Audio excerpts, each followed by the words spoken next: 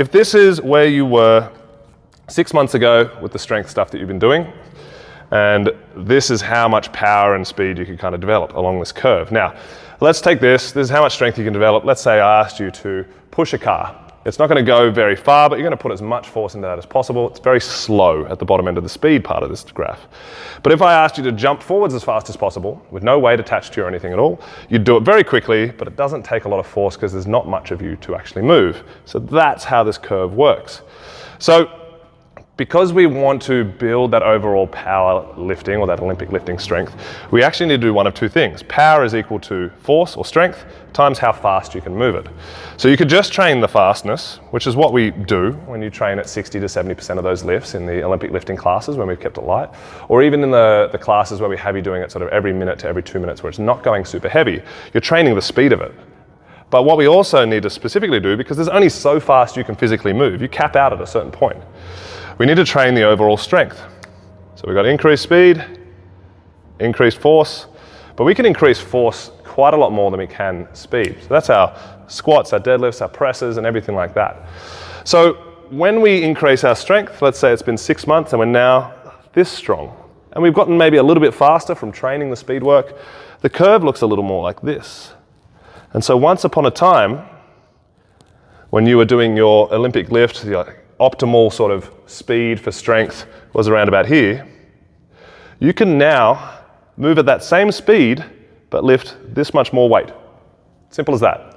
Simply by getting stronger primarily and not focusing on trying to go too fast all the time, but just getting the strength up while maintaining that good quality speed you have. So I'll give you a couple of quick examples of what that might look like.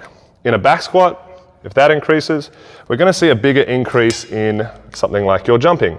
Double unders might be easier, box jumps will definitely be easier. You have a bit more transfer to some stuff like that. If you increase your deadlift, we're going to obviously see some big improvements in your ability to do the Olympic lifts, because now you're pulling those same weights that you could Olympic lift before. They're a lot lighter, so they come off the ground a lot faster. Again, lighter goes faster. If you increase your kettlebell swing, so let's say you've gone from using a 12 kilo kettlebell to a 16 kilo kettlebell. Well, how does that transfer to anything? Well, what's really cool about the kettlebell swing is that hip pop that you were doing as you swing the bell is the same kind of hip pop that you would do in a kipping pull-up or in a kipping handstand push-up. So suddenly, your gymnastics can increase simply by getting stronger at swinging a heavier kettlebell. So if you've been stuck using the 12 kilo kettlebell for the last 6 months, it's probably time to actually maybe have a look at why you're doing that and whether or not you should increase that. Now, how does that help those of you that are about to start a bit of a weight loss journey, or you're already on one and you're maybe going to do that 21-day health intensive? Well, I'll start with the basics. The more force you can produce, the more likelihood that you have more muscle mass, and therefore you have a bigger resting metabolic rate.